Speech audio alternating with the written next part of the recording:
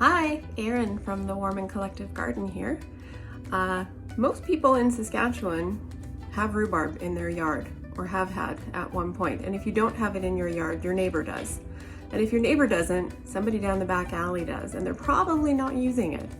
What you don't know is that rhubarb is so good for you, and it's really easy to harvest, really easy to cook with, and you should be using it more. It's got tons of vitamin C, it's so good.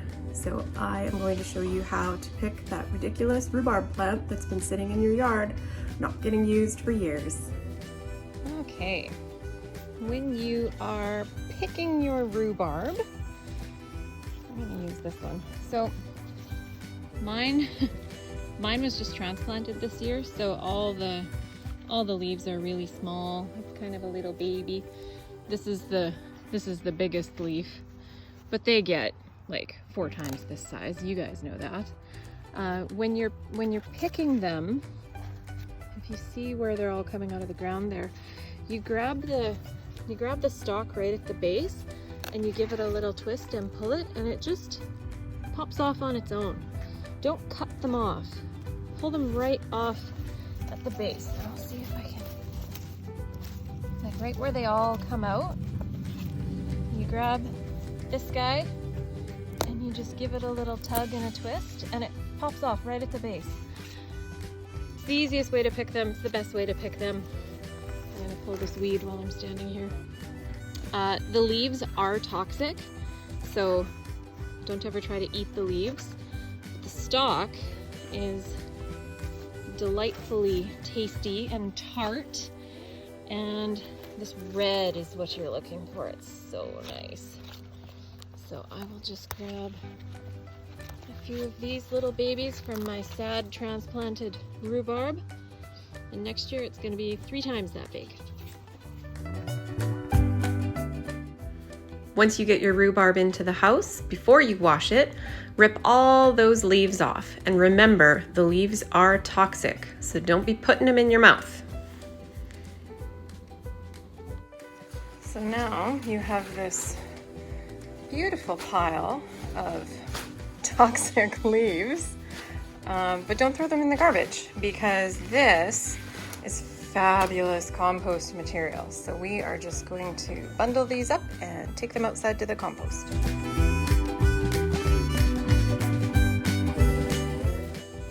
And that is going to turn into the most beautiful dirt ever. So now that we have all these, one extra leaf, we are going to clean them up and take off these gross ends.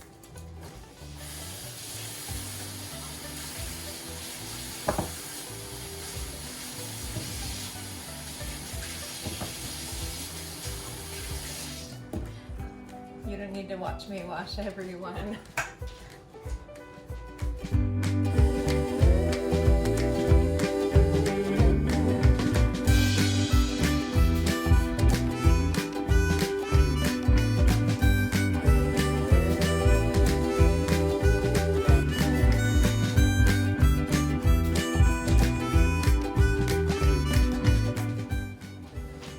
Okay, so now you have this beautiful stuff.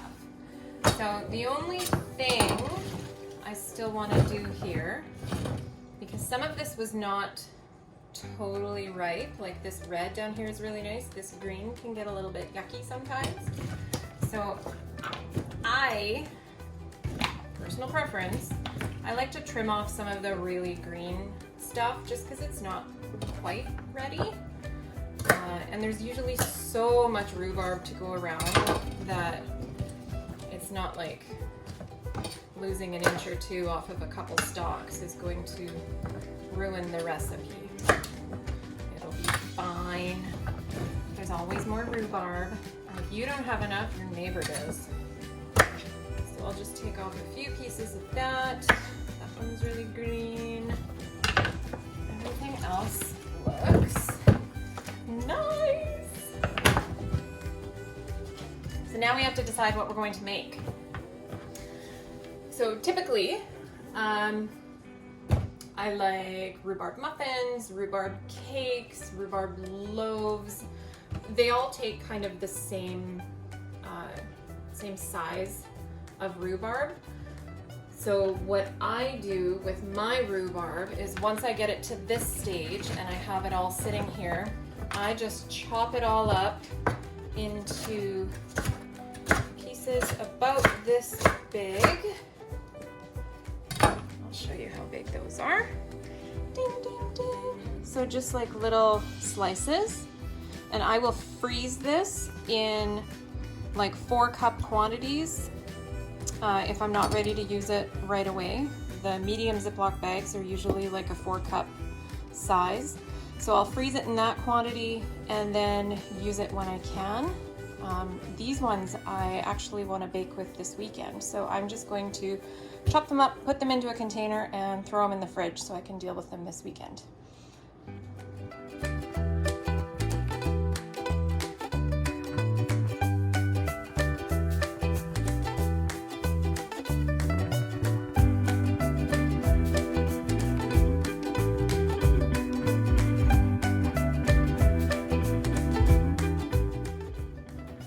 I did want to mention one more thing.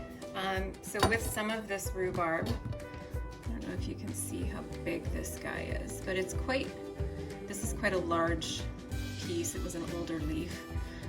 Some of these fibers that run down the back can be a little bit tough to break down while you're baking. So sometimes I like to just sort of peel a few pieces off the back, and it's literally just like a ribbon coming off.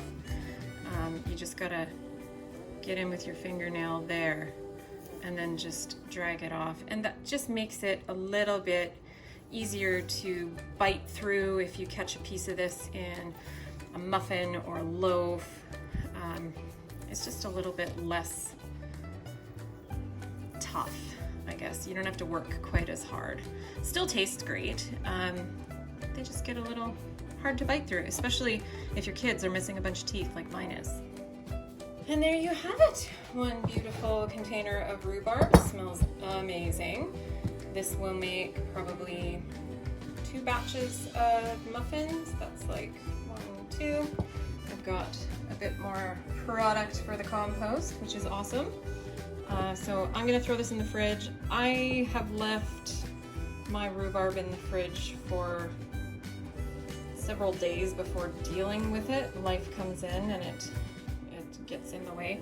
You'll notice if it's in there too long, these dots start to become really prominent and it starts to look like really sad old celery. It has that feel to it. So you'll know if you're at the end of your time with it. But that's it. Hopefully that was helpful and you are not scared of the rhubarb in your yard anymore. Let us know what you think. Let us know what you made. We'd love to hear your recipes, and we're more than happy to share some of ours if you need them. Bye!